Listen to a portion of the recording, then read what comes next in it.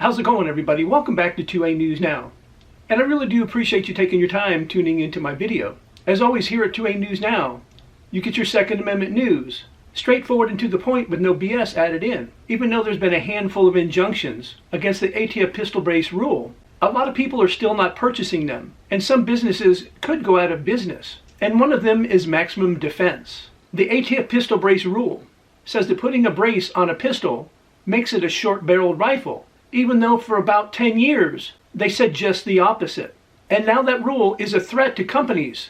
And like I said, we're going to talk specifically about Maximum Defense. Even though there are several injunctions in place that should allow Maximum Defense to continue doing business, two different federal judges in Texas have granted injunctive relief, blocking the ATF from enforcing their unconstitutional rule against plaintiffs like Maximum Defense and others. And then there was another injunction stopping the enforcement of the rule to most, if not all, pistol brace owners. And even though those injunctions are in place, the rule is still having a big effect on gun owners and manufacturers. In 2022, brace pistols accounted for more than $5 million in sales for Maximum Defense, and standalone brace sales comprised of 59% of the company's $5 million in sales of non-firearms. Maximum Defense sells a significant number of braces to other firearm manufacturers, and they install those braces on their own guns. But since the ATF new rule, those orders pretty much came to a halt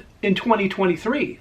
By August, Maximum Defense laid off half of its workforce, even though the injunctions suspended the ATF rule, and the brace business still hasn't bounced back. In February, Maximum Defense's employee count stood at 18. They had 38 employees when the rule first came out. Maximum Defense's chief operating officer said, "There is virtually zero demand for stabilizing braces, and that's because people are still leery of purchasing them and then putting them on their pistols, even though those injunctions are still in effect." The ATF offered for a certain amount of time that you could get free tax stamps for your pistols that had the stabilizing braces on them because they deemed them as SBRs, which of course they're not. And some people took their braces off their pistols. And some people just said, screw the ATF, I'm leaving my pistol braces on.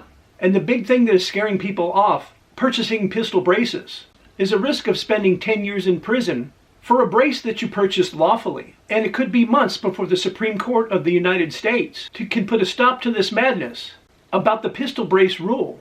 But Maximum Defense isn't just sitting on their hands, waiting for this rule to happen and losing more and more money because of lost sales. They're branching out into other areas. And what are they going to start expanding their business to sell? And that's suppressors, especially since a lot of the suppressor wait times have become less than a week, some even 2 to 3 days. The Army and Marine Corps are looking to make suppressors a standard issue to troops. And Maximum Defense has a bid on the Army contract. And if they win that contract, which I hope they do, that'll bring in much needed sales for the company until SCOTUS votes on the pistol brace rule. There were 6 lawsuits challenging the pistol brace rule, and the Fifth Circuit consolidated them into one. And some people think that very soon that the Fifth Circuit will issue a decision.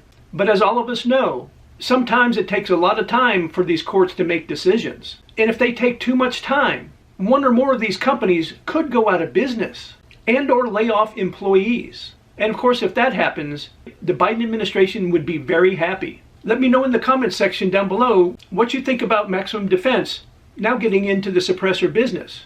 And as always, I appreciate everybody's support with the channel. You guys are always crushing it by liking, sharing, and subscribing and hitting those post notifications. And I'm very, very grateful that you do so. And I invite you to come back and watch my next video.